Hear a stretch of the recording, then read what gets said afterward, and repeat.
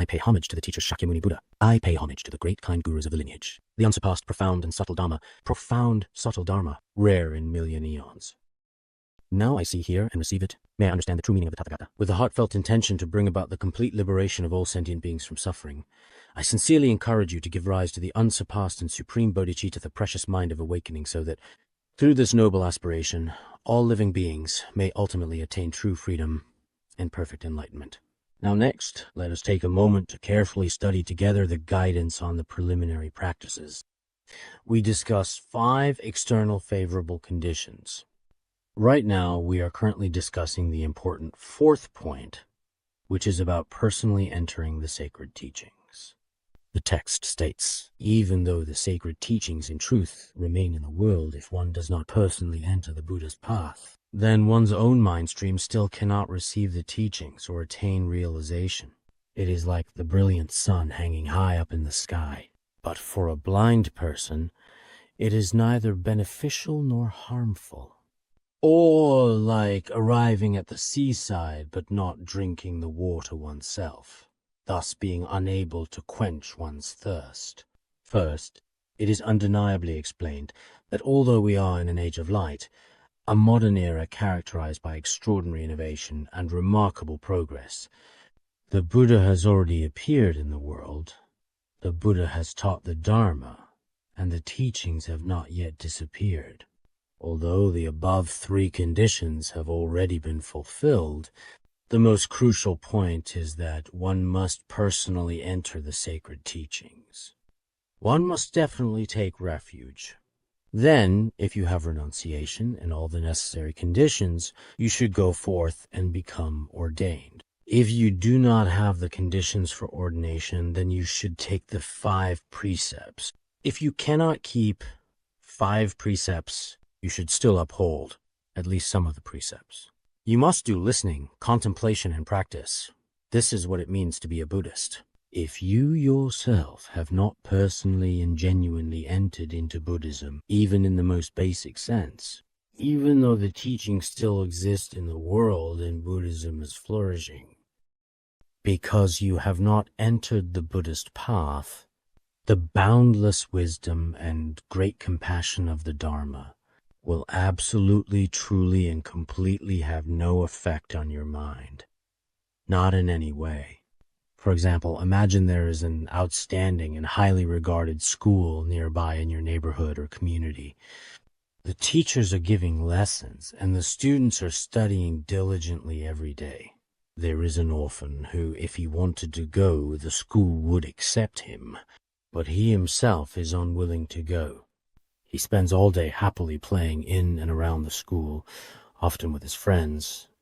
Any reasonable person would see that this orphan is truly pitiful. Learning more knowledge would be of great benefit for his entire life. There would be tremendous benefits, Sohn would think this way, but for him personally, he might think that his life is truly free, and perhaps the most valuable he could definitely see it that way. The same principle applies. If one does not enter Buddhism, it absolutely brings no benefit to that person. Nowadays, there are many people around monastics who do not believe in Buddhism, and lay Buddhists are also, in their daily lives, surrounded by countless such people. Sometimes, when seeing the truly vast and endless sea of people, so many of whom are lost and completely directionless, when I compare them to my own human life, I feel truly very fortunate and deeply blessed. Among so many people, I have the karmic connection to understand the Buddhist principles of cause and effect, and what to accept or reject. If I had not entered the Buddhist path, it would be just like the 2 analogies mentioned here. Even though the brilliant, radiant sun shines over the vast, boundless world, and countless people in the world have received the warmth of its rays.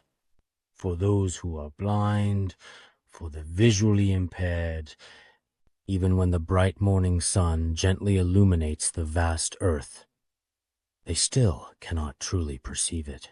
When the sun sets behind hills, it makes no difference seen either beneficial nor harmful. It always feels dark to them. That's just how it is for the blind. There's nothing that can be done. People in the world are the same way. No matter how much Buddhism flourishes, it makes no difference to them. Whether Buddhism severely declines, when the entire state of Buddhism appears before them, they gain nothing from it, not even the slightest feeling or impression. Or like some people who tragically die of thirst by the riverside, though the river water is crystal clear, it really means nothing at all to that person. Therefore, on the one hand, since we have such a rare and precious opportunity, there are still countless people around us who, even today, remain confused and unaware. And from a worldly perspective, some of them may have knowledge, status, wealth, and so on.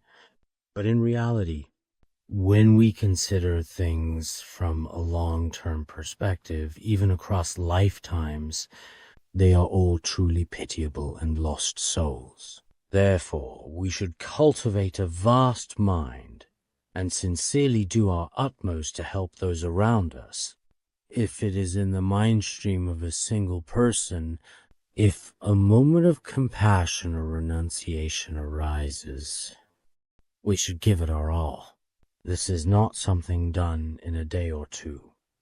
We must make this aspiration ongoing. If we can give rise to such an aspiration, it is very likely that, through unexpected and unforeseen circumstances, our aspirations will ultimately be fulfilled. No matter where you go or where you live, you should use the unparalleled wisdom of the Dharma to help others as much as possible. Those with karmic connections enter the Buddhist path through various means, and this truly brings great benefit to others as well. For others we serve, or to generously give someone a very high status, or perhaps bestow upon them great personal wealth and prosperity. People in the world see this as a kind of gain, a kind of kindness. But from a truly transcendent or perhaps a genuinely long-term perspective of samsara, helping them abandon negative actions and practice virtue has the greatest power and truly remarkable impact. Therefore, we must first understand that entering the Buddhist path ourselves is, without a doubt, extremely important. Next, it is said that there are also two types of entering the Buddhist path. One is not ultimate, it is temporary, a so-called similar Buddhist. There is one kind of true Buddhist. What are these two types? If one enters the Buddhist path to dispel misfortune and illness in this life, or because they fear the suffering of the lower realms in the next life, though they've taken refuge in Buddhism, the Dharma they follow can only be called a method for alleviating fear, and such a person cannot truly enter the right path. This is what we often refer to as the method for alleviating fear. In other words, although this person, due to various causes and conditions, has already entered the Buddhist path, but the purpose of entering Buddhism is not, in itself, for liberation. It may be because they have faced setbacks in relationships in their life, or because of poor health and various illnesses, or due to having absolutely no way out in life, with no source of income at all, and for other similar reasons or circumstances. A very few monastics who truly have no way out in society ultimately end up choosing this path and eventually begin to take refuge in Buddhism in their lives. Or, in order to escape illness and suffering, they go to live in a monastery. There are some people who hear teachings from virtuous teachers or read related books, come to realize that in the next life they might fall into hell, the animal realm, hungry ghosts, or other unfortunate destinies. So they become very afraid and take refuge in this very life. One reason is fear of adversities in this life, and another is fear of the next life. They take refuge simply to dispel such suffering or fear, and take refuge in order to protect themselves. Therefore, this kind of refuge is simply not true refuge. Nowadays, many people in the world are afraid that certain things might happen, so they go to temples to make offerings, or get refuge certificates from gurus. Their purpose is that, but this is not the right path. This must be clear.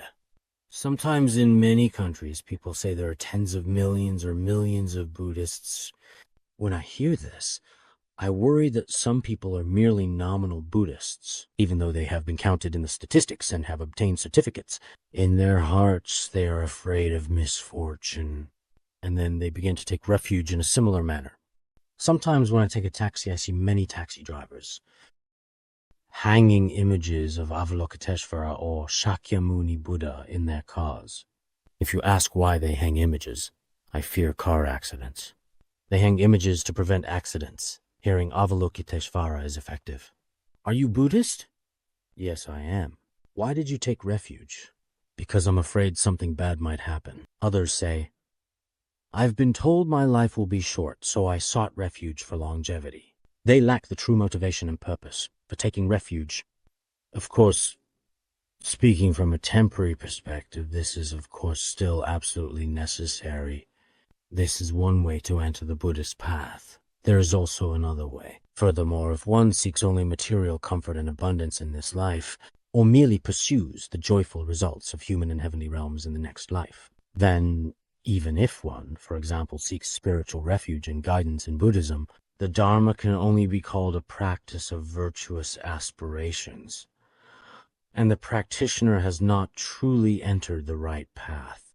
This is what is called the practice of virtuous aspirations, and it is not ideal either, which means some people take refuge in order to become wealthy, get promoted, or stay healthy in this very life, or for purposes such as gaining fame, having children, and so on. Some people seek to attain the status of a celestial being or a god in the next life, or hope to be reborn as someone wealthy and noble in future lives. Taking refuge in Buddhism for such reasons, for example, is also not the ultimate goal. In fact, all of these are temporarily permitted by the Buddha, because the Buddha understood that sentient beings have strong desires. By using skillful means tailored to their desires, the Buddha ultimately guides sentient beings to the true path of liberation. The great masters of the past often said, first use desire as a hook, then lead them to the wisdom of the Buddha.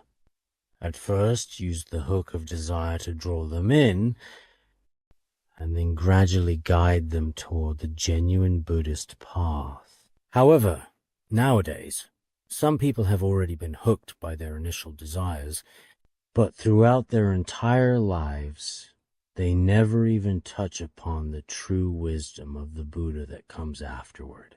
This phenomenon is actually quite common in many situations, so we must, of course, take the time to truly understand. Temporary blessings in human and heavenly worlds aren't ultimate. Nowadays, many people in the world take refuge in Buddhism just for the sake of peace and safety. There is someone I know well, no matter how you put it, taking refuge should be for liberation. But he doesn't think that way. Master, right now my main concern is for my family to be safe. Peace is very important. I have 2 children. The older one needs to find a good partner. The younger one should study well in college. And I myself just want to be safe and sound. My wife is not in very good health either, so I really hope that she can be healthy and well more often. Truly, I do. And her parents often lose their temper at home. And my own parents. As long as everyone is safe, that's enough. Namo Amitabha Buddha. I said that's also fine, but you still, in the end, ultimately need to think about liberation at the end of the day. This is really important. Liberation doesn't matter. If I'm safe and at peace, that's enough. Liberation doesn't matter. I don't seek it. I don't seek any of that. Really, there are people like this. So these are in fact not true, genuine, and authentic Buddhist followers. Only those who realize the cycle of birth and death is meaningless and enter Buddhism for liberation can truly be called genuine practitioners or Buddhists. This is clearly explained here, whether we ourselves are Buddhists or not. Everyone should carefully reflect on themselves and sincerely ask themselves honestly. Only by truly understanding the 6 realms of samsara can we be clear about this, that the 6 realms of samsara are like a house on fire, like the land of rakshasas, like a forest of sharp swords, terrifying and full of suffering. In this ocean of suffering that is samsara, may I and all sentient beings forever escape and truly be liberated from it. We must attain the state of Buddhahood or bodhisattvahood. It is with such a goal that one takes refuge in Buddhism. Such a person is called a true Buddhist or practitioner. This is extremely crucial. Now, relying on the blessings and kindness of our teachers, many people may encounter situations during their practice, but in terms of theory and reasoning, most people should have a fairly clear understanding. So what is a true Buddhist? A true Buddhist is someone who, throughout all of samsara, whether in the human realm, of course, no one envies the 3 lower realms, or in the heavenly realms, or among the asuras, one should not wish to be reborn. If there is rebirth, it certainly isn't a good thing. The other day, someone told me, if there's a next life, I'll do such and such. I got a bit upset and said, you've studied Buddhism long, how can you still say a next life? That's not what I meant. I will definitely achieve liberation in this life. If I have another life, here's my point. In case I don't achieve complete rainbow body accomplishment in this lifetime. So when we set our intention, it's also like, if I have a next life. Ordinary people say, if I have a next life, then such and such, as if it's a different tone. But as Buddhists, we think, if I don't attain liberation in this very life, next life I'll keep practicing, leaving the world behind. Just as stated in the aspiration prayer for the Pure Land. It's truly as if one has already escaped from prison. Only by having this view toward the entire cycle of samsara is one a true Buddhist. Otherwise, some people say, not to mention being a Buddhist, I'm even a monastic. If you tell them they're not a Buddhist, they get very upset. But sometimes it's not necessarily true that a monastic is a genuine Buddhist. Even though outwardly they wear the 3 distinctive robes and the kashaya garment and have their heads completely shaved, in daily conduct, whether in a monastery or enjoying offerings of the 3 jewels, inwardly, they still deeply, and perhaps even secretly, envy all sorts of worldly things. And in their hearts there is not even the slightest intention of seeking liberation. Of course, as ordinary people, it is difficult to maintain this intention long term. But some genuine practitioners for a few days now and then will think, I want to attain liberation. There is nothing in samsara to envy, nothing worth being attached to. We should give rise to thoughts. Otherwise, if after being ordained for a long time, you have never thought about transcending this world, such a person is definitely not a Buddhist. If a monastic is not a Buddhist, then what are they, really? If a layperson isn't a Buddhist, what are they? So sometimes we really need to reflect.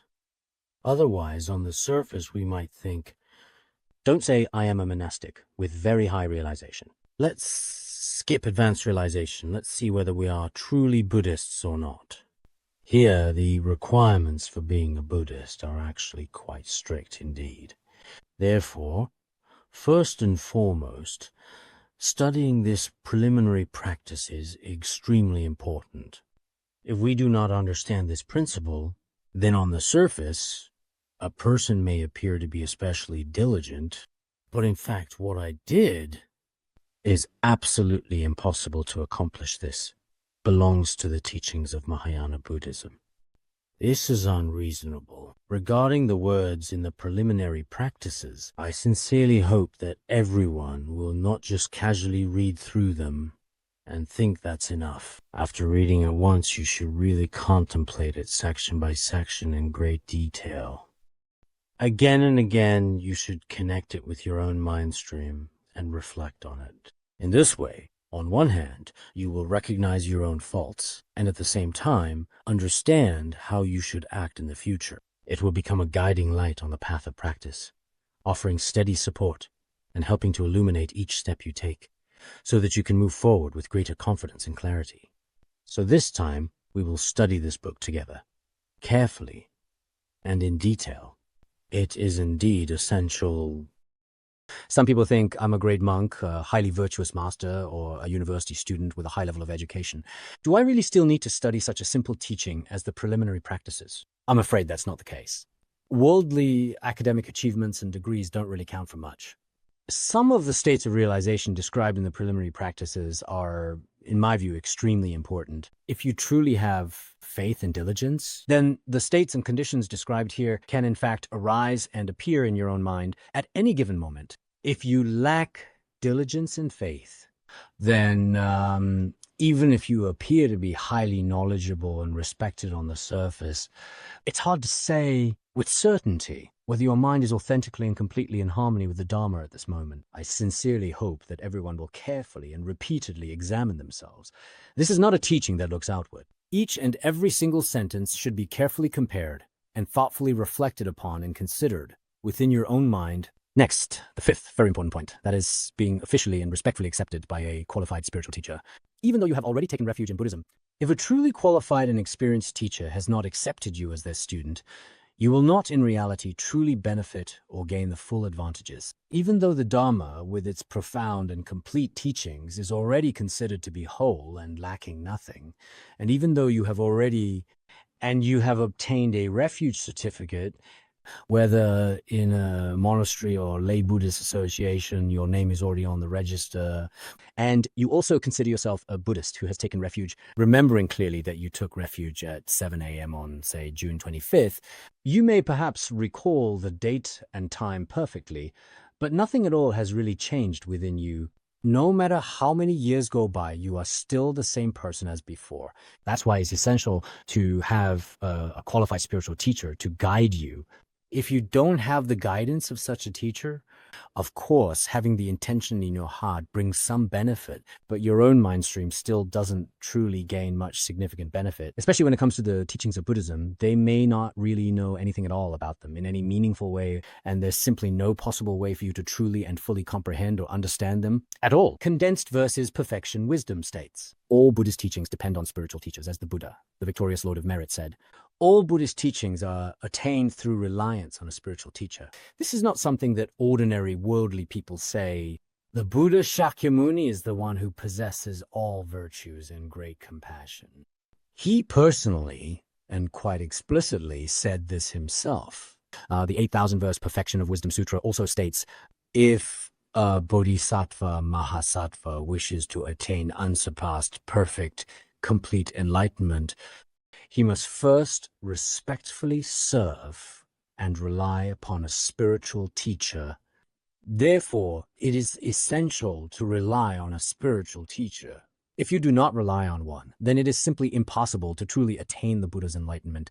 We have also previously quoted from the Avatamsaka Sutra, which says, without anyone to expound the Dharma, even the wise cannot understand it. If there is no spiritual teacher to explain the Dharma to you, even if some people are very intelligent, relying solely on their own abilities, entirely on their own, they absolutely cannot attain realization, and it is absolutely completely and utterly impossible to understand on their own.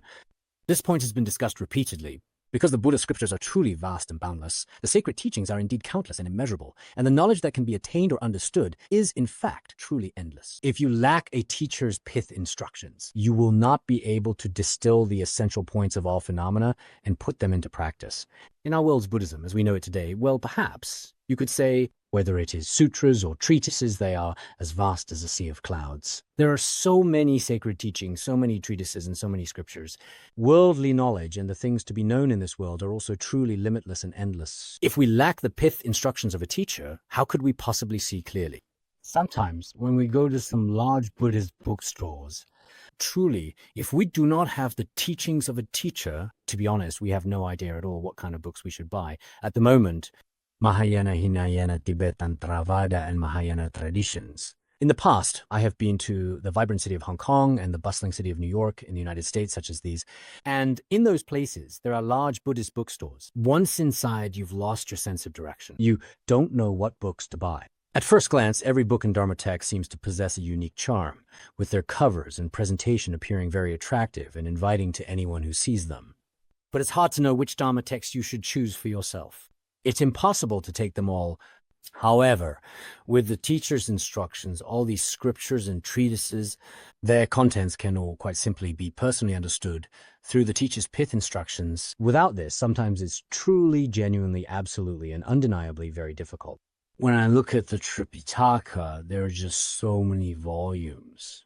During the Qianlong Emperor's reign, it was commonly known as the Dragon Canon, but in fact its compilation should have actually begun during the earlier Yongzheng period. At that time, Yongzheng personally gathered together some ministers, as well as some Han Chinese monks and Tibetan lamas. There were about 130 people in total, and they spent 6 years on the project. Later, it was finally brought to completion during the reign of the Qianlong Emperor in the 18th century in China. Altogether, there should be 724 volumes. The main canon, which is the principal collection of core scriptures, consists of 485 volumes in total, while the supplementary canon, which contains additional significant texts that complement the main collection, has 239 volumes, so together there are that many volumes overall. It's considered quite complete, with over 700 volumes, which is an enormous amount. If you add up all the different versions or editions of the Chinese Tripitaka that have been preserved and passed down through history, there are probably more than 20 kinds in total. Among these important works are the renowned Yongle Northern Canon, as well as the equally significant Yongle Southern Canon. Each of those has about 636 volumes as well, which is a huge number. The Taisho Tripitaka, which is the comprehensive collection that we often read and refer to, actually contains approximately 100 individual volumes in total. Of these, the main canon seems to have 55 volumes, and the supplementary canon has 30 volumes. There are also separate volumes in other catalogs. These add up to about 15 volumes. With so many texts, I think any beginner would look at them and feel overwhelmed.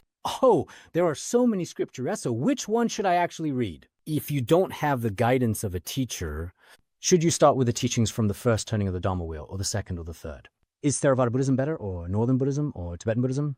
You'll just be lost in a fog, with no sense of direction at all, to be honest. It's really, really troublesome. However, if you have the guidance of a teacher, when it comes to generating motivation, you should give rise to bodhicitta. This applies to everything. When it comes to practice, the first thing you need, without exception, is renunciation. With renunciation, aim to benefit others. Then, you need to realize emptiness, discerning it with non-dual wisdom. In exoteric teachings, non-dual wisdom or Madhyamaka philosophy means this. In esoteric teachings, it is about fully realizing or attaining the very nature of self-knowing, self-illuminating mind. These are roughly the main points to consider. Whether it's the entire Tripitaka or the treatises, in Tibet as well, the Tripitaka contains over 100 volumes of scriptures, and as mentioned before, the treatises alone are more than 200 volumes. There are also some works authored by great Tibetan masters, and a single legendary great master might have written nearly 100 volumes himself over the course of his entire life in total. But ultimately, all of these can be summarized as renunciation and bodhicitta, breaking through all various notions of self, person, and phenomena, and so on. Such a practice is indeed truly, extremely, thoroughly complete. Therefore, if you are actually without the teachings of a spiritual teacher in your own personal experience, you may not even take refuge. Even if you take refuge, you have no sense of direction. Relying solely on self-study and your own efforts, it is truly difficult to learn. I often think this myself.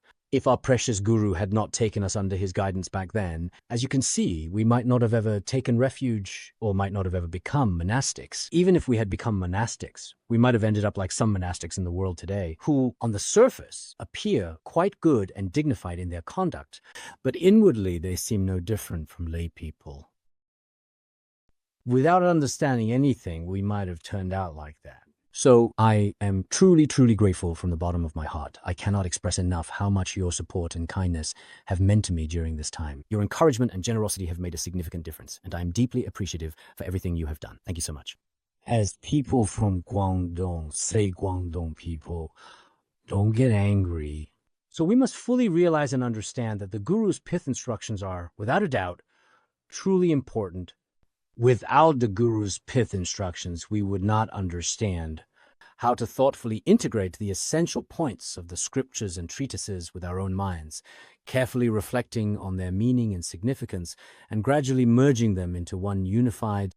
We would not truly be able to accomplish this. Indeed, even having the Dharma is not enough, and even taking refuge is not enough. We must have a spiritual teacher to guide us, it is said in the Garland of Vinaya treatises. Even at 60, still a child.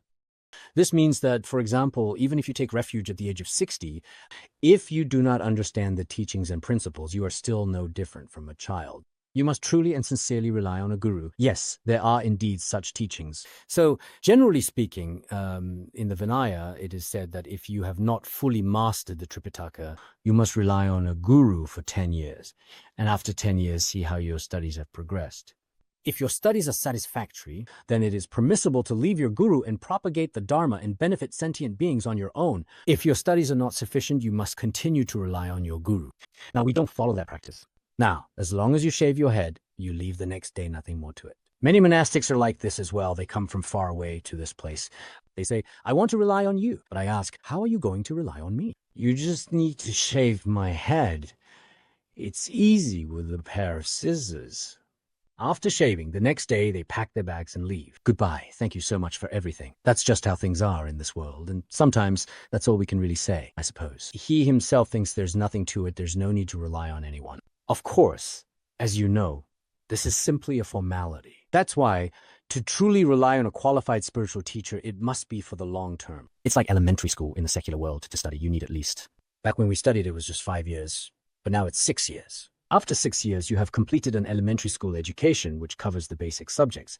And then, after that, you proceed onward to the next stage, which is known as middle school. There's a 9-year compulsory education system. So, if monastics and Buddhists such as monks, nuns, and lay practitioners don't receive or undertake a full 9 years of comprehensive Buddhist education, they won't actually meet the necessary qualifications or requirements of what is considered a truly standard Buddhist.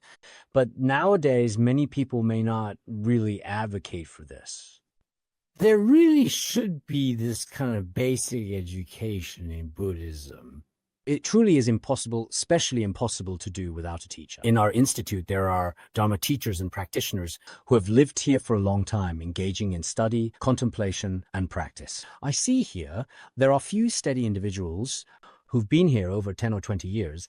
It was like this before, and still is they study, reflect, and practice daily. I truly rejoice. This is wonderful. If you don't, whether it's a long-term environment or the influence of Vajra brothers and sisters, as ordinary people, we have especially many bad habits. If, for example, you go to a Dharma center, or if you happen to remain seated in front of a teacher, just skimming the surface, staying for a few days or a short while, and then leave the very next day, I'm afraid that simply won't absolutely work for us. In the past, Bumamosa and Jnana Siza, in the context of Vajrayana, their histories, they were Panditas, 500 lifetimes.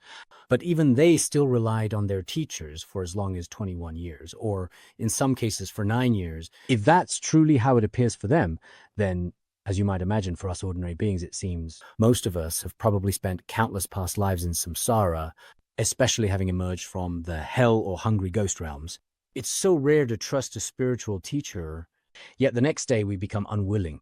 Of course, in the process of relying on a spiritual teacher, it can be a bit tough and tiring. There's no easy path when seeking the Dharma. But at times like this, we must cultivate long-term patience. Sometimes, in our institute, there are some students who perform quite well, whose discipline is strong and of good character, but when they want to leave the institute, I always advise them that it's best not to leave. Honestly, it's safer that way. They themselves, I believe, think perhaps, as far as I can tell, that I might have some sort of personal reason or motive. After all, they say, after some time, can I come back and help you with my dedication? On the one hand, it's not that I want you to dedicate anything to me, but if you leave right at the moment, especially when you've only just begun to start learning, whether you're a layperson or a monastic, sometimes when you return to society, you end up blending right back into the same states of greed, anger, and ignorance as before, and you have no way to pull yourself out. So, first and foremost, one must not leave their spiritual teacher. It's truly essential not to be separated from your spiritual teacher. This point is extremely important. In fact, the principles of relying on a spiritual teacher, as we understand them, are discussed extensively and in great detail in the Entering the Dharma Realm chapter of the Avatamsaka Sutra. Many teachings in Vajrayana Buddhism, in fact, often say exactly the same thing. For example, Suddhana's reliance on Manjushri Bodhisattva, at that particular time, it is said, as people say, do not see or focus on or dwell on faults in the skillful and compassionate means of good knowledge in any way or at any time. Do not regard the skillful means of your spiritual teacher as faults. This is exactly the same as what is taught in Vajrayana Buddhism about maintaining pure perception of the guru. Only by doing this can you truly, genuinely gain some benefit in your own mind stream. There is the example of Suddhana relying on Avalokiteshvara. At that time, it is often said, the spiritual teacher, the revered guide, is the Tathagata, the one who is fully awakened, the enlightened being. The spiritual teacher is the cloud of all dharmas. The spiritual teacher is the treasury of all virtues. Therefore, in Tibetan Vajrayana Buddhism, the guru is regarded as the Buddha. Regard the guru as the source of the Dharma and as the source of all virtues. In fact, this is not just a unique or esoteric view held by a few people in Tibetan Buddhism. It is absolutely not like that. Therefore, if you truly want to receive the guru's blessings and guidance, relying on the guru is indispensable. Of course, ordinary people often think this way. Oh, once I leave my guru, I'll definitely be much freer.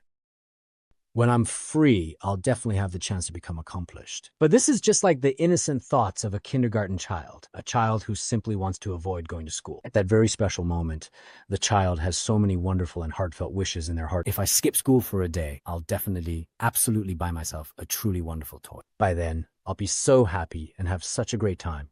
But in reality, this is a foolish idea. Therefore, when relying on a qualified teacher, only long-term reliance will bring genuine results. Next, there is a story here about the Venerable Atisha. Why are the teacher's instructions and guidance so important, especially in the classroom? In the past, when Venerable Atisha came to Tibet, at one particular moment, there were 3 individuals who came from Kuozhong, and they approached him with curiosity. If a practitioner wants to attain liberation or the state of omniscience, the scriptures and treatises more important, or is it the teacher's pith instructions? Which of these 2 is more important? Their question was quite pointed. When Venerable Atisha was in India, he received a prophecy from Tara, who said, if you go to Tibet, the incarnations of the 3 lords with whom you have past life connection, there are 3 disciples waiting for you. You must go. The 3 lords are Avalokiteshvara, Manjushri, and Mahastama Prapta Bodhisattva, who is Vajrapani Bodhisattva. According to some historical accounts regarding these 3, the 3 Ku, Nok, and Dromare actually incarnations of the 3 lords. Ku, Zunju, Yongjong, I, Leba, Sherao, and Dromtunpa Gyalwai Jungne. I'll pronounce these in Tibetan otherwise. As a matter of fact, these 3 individuals actually have profound karmic connections with Venerable Atisha that have endured and persisted over many, many lifetimes. I've mentioned before, there is the record of questions and answers with the masters, and also a record of questions and answers with the disciples. The Venerable Atisha thoughtfully answered questions posed by Dromtenpa, with great care called the record of questions and answers with the masters. During their discussion, Ku and Ngok asked questions, and Venerable Atisha answered them as well. This is called the record of questions and answers with disciples. Now, both of these collections of questions and answers are included in the Kadampa record of questions and answers. This is a very large book, and it is entirely about teachings on mind training. Sometimes it also talks about their past lives. It describes what kinds of causes and conditions there were and how they sought out their study sits. Truly fascinating. I used to really want to translate it, but honestly, I just never really had the time, so it kept getting postponed again and again. There are many key instructions on mind training in it. It's similar to what we've discussed in the practice of Zagye Mountain and opening the door to mind training. The content is, in many ways, quite similar. It was probably more than 20 years ago at a monastery in Marakang. It's called Wengu Monastery. At that time, there were about 20 monks there. There weren't many monks, so I helped them settle in for the retreat and taught them the Dharma. When I taught the Dharma every afternoon, because I taught in the mornings and in the afternoons, I would take the record of disciples' questions and answers and the record of patriarchs' questions and answers and read them in the forest there. It was very pleasant. At that time, I had only been ordained for a few years myself, My sense of renunciation was very strong. Even now, when I pass by that forest and monastery with its tall trees and peaceful atmosphere, I feel a deep sense of contentment in my heart. Because back then, I had great faith in the Kadampa masters, such as Dromtonpa and the Venerable Atisha. I had a great deal of faith in some of their actions, truly believing what they did. But later on, I never had time to read. These two books are truly, really excellent. They consistently talk about the extraordinary karmic connections that exist between these masters and their devoted disciples, life after life. Perhaps many Dharma friends here still remember that His Holiness Jigme Phuntsok also used to. People frequently speak at length about the profound and significant karmic connections that are said to exist between the renowned Venerable Atisha and his close disciple, Dromtempa, as well as some of the stories about Ngoklekpa Sharabe would often tell these wonderful stories. In fact, when the Venerable Atisha came to Tibet and the Kham region, there were mainly these few disciples, and in the Yuzhang region, there were great translators like Rinchen Zangpo, as well as notable translators such as the renowned Naksulot Sawa Chodrak and the esteemed Bodhigarbha, among several other distinguished figures. He had many truly great disciples. The Venerable Atisha had outstanding disciples in Nepal, and in India there were also many learned panditas. After arriving in Tibet, he mainly worked with Venerable Dromtempa and a few others, including among them, and was extremely successful in spreading the Dharma. Now, so many years have passed, but we, the later generations, after hearing their teachings and instructions, find that although their words are brief, they have a profound impact on our hearts. Therefore, we should take the time to truly understand the importance of the spiritual teacher, as recognizing their role and guidance can have a profound impact on our spiritual growth and development. The dialogue among these three already demonstrates that following the teacher's instructions is important. At that particular moment in time, the three of them sincerely and earnestly asked the following question. In order to attain true liberation or to achieve the ultimate and complete state of omniscience, what must one do? Is it more important to master all scriptures and treatises or to follow the teacher's instructions? Without any hesitation, the Venerable replied, of course, the teacher's instructions are indeed very important, truly, truly essential. The three Venerables then asked again, why is that? Isn't mastering the teaching still very important? What's so important about the teacher's instructions?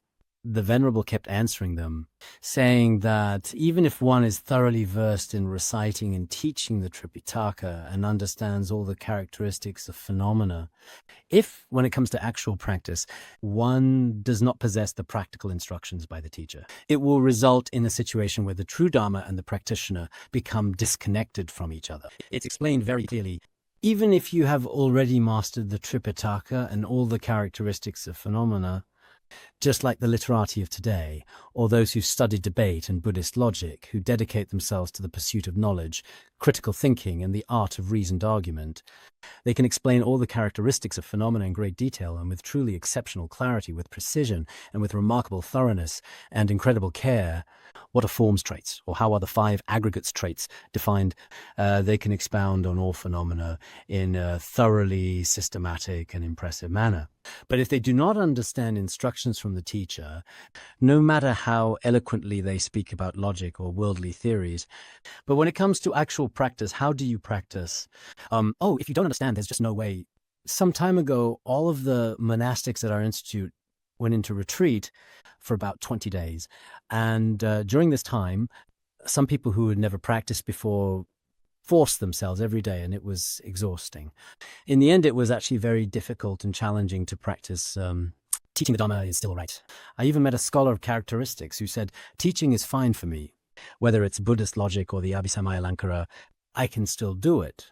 But when it comes to doing retreat, I don't know how, after years of teaching, I'm ashamed. If someone has never actually practiced, it just won't work. You must have the pith instructions from a guru. Theoretically, one should master all the theories.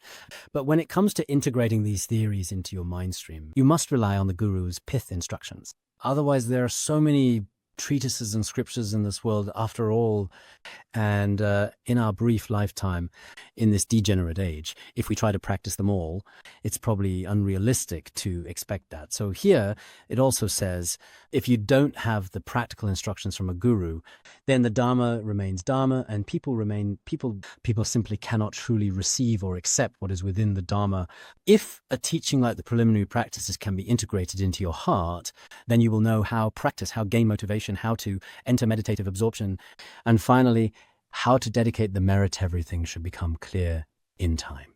That's why the Guru's pith instructions are so incredibly important. The three companions, those three venerable ones just mentioned, continued to ask, if we were to summarize the practice of the Guru's pith instructions in its entirety, could it be summarized as purely upholding the three types of vows and diligently practicing virtue with body, speech, and mind? So let's not at this point specifically mention all the Guru's pith instructions one by one just yet. If we were to distill all the Guru's pith instructions, those precious teachings that have been so generously shared with us over time with such care, could they be included within the three types of vows, the Pratimoksha, Bodhisattva, and Vajrayana vows kept in utmost purity and diligently cultivating virtue with body, speech, and mind day and night? The Guru's pith instructions could be summarized within this essential instruction. Look, if the vows are kept purely and one acts virtuously in body, speech, and mind, how wonderful that would be. It's excellent tone might think this way. But Venerable Atisha said that even such a summary is in fact still simply not sufficient, as he himself explained. The three disciples continue to ask, why is that? This is troublesome. If keeping vows pure and practicing virtue with all three doors is still not enough, what more is needed? In the end, the Venerable replied as follows: even if one diligently upholds and maintains all three sets of vows in complete and perfect purity, with utmost care and attention, but if you have not developed a sense of renunciation toward the three realms of samsara, it becomes a cause for samsara. Keep the Hinayana precepts, the Bodhisattva precepts, and the Vajrayana precepts spotlessly and maintain them with perfect purity. However, if the purpose of keeping your vows is not motivated by renunciation, it still becomes a cause for samsara. You will not be able to escape from samsara. Even if you diligently and consistently practice positive and wholesome virtuous actions with your body, speech, and mind day and night, but if you do not understand how to dedicate the roots of virtue toward perfect enlightenment, then virtuous actions can be swept away by mistaken conceptual thoughts. If, day and night, you diligently begin with your body, your speech, and your mind, each and every time, with gentle mindfulness and sincere care, physically prostrating or meditating regularly every day, or always staying in the shrine room for long periods of time, never leaving, reciting Amitabha Buddha's name or the Avalokiteshvara mantra, or reciting the Diamond Sutra, and so on, and in your mind you diligently practice virtuous deeds. I want to recite sutras. I want to meditate. With body, speech, and mind, you do not give rise to greed, anger, or ignorance. Your body does not engage in improper actions, and your speech is also pure. On the surface, this practitioner seems truly excellent, with pure discipline. If body, speech, and mind are all integrated into the motivation, how wonderful that would be. But if in the end you are always in retreat, practicing like this every day, but you don't dedicate the merit properly in the end, and you do not uphold it with bodhicitta, then it is likely that, in the end, great anger will arise. Originally, typically several days, several months, all those really good actions you performed might be wiped out by a single moment of anger. They would be gone. What a real pity that would be. Sometimes when certain lay practitioners hold Dharma assemblies, whether they recite 100,000 or 1,000,000 Buddha names, they spend an entire month in retreat, practicing diligently. When we finally got back on the bus, we slowly started to fight and quarrel, even arguing and bickering with our fellow Vajra members, all over the smallest things. They quarrel fiercely. All the merit they painstakingly accumulated over that month is completely wiped out, gone.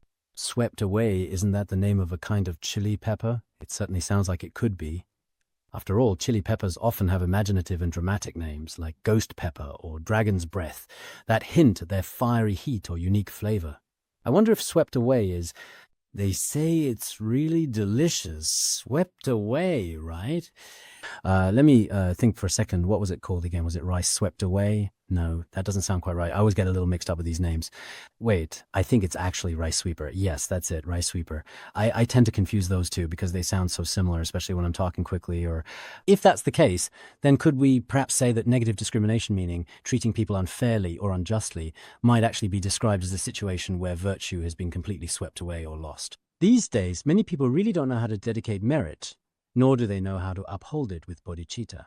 It's a pity. Sometimes when we look at certain Dharma centers, Some people appear to be very diligent in their work, whether it's doing retreats, practicing meditation, or living ascetically in daily life.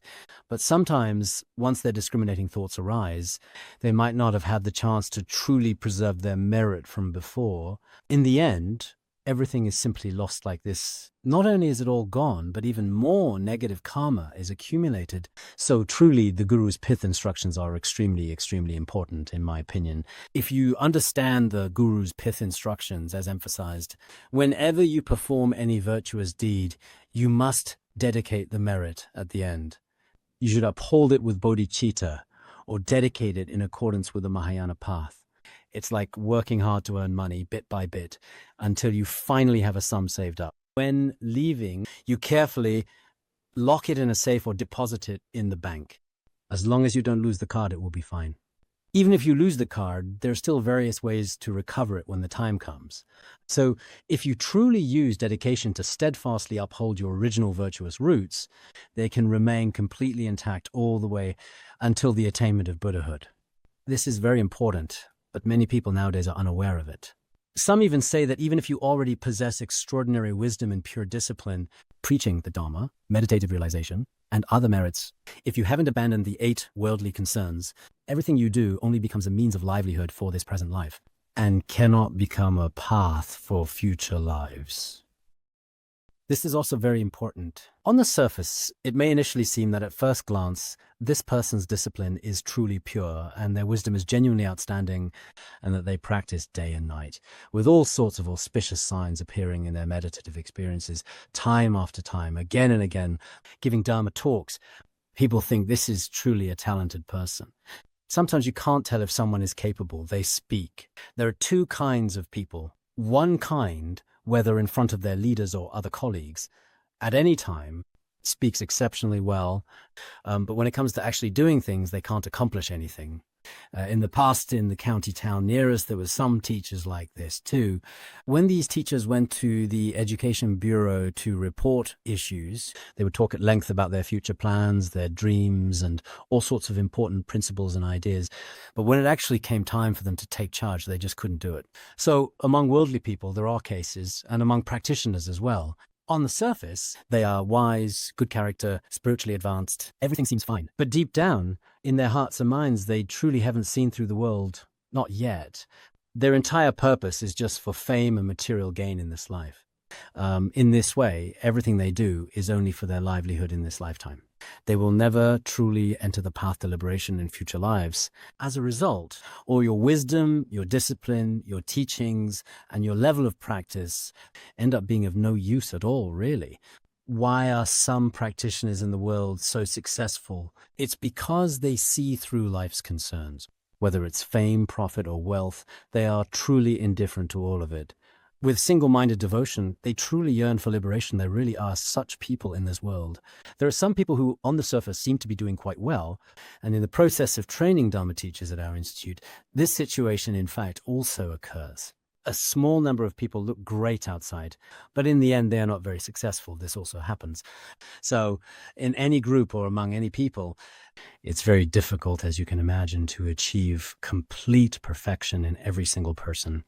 Therefore, here, you must remind yourself just how important the Guru's instructions are. If you don't have the Guru's instructions, if you don't give rise to renunciation, then the 3 types of vows are useless. If you don't have bodhicitta, even if you practice with body and mind, it is still useless. If you haven't seen through worldly concerns and don't take liberation as your goal, whether it's precepts or wisdom, they're useless. But these things, ordinary people simply do not know. With so many volumes of the Kangyo and so many treatises, if you let someone look through them, how much could they really find? Even a literary scholar who goes through them on their own will ultimately not succeed. Lu Xun read Buddhist scriptures, but understood only a few texts.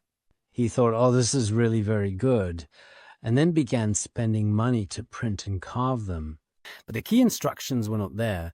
If they were people as intelligent as them, would definitely have attained even higher states from within them. I once just casually wrote an analysis of the views of a very few literary masters.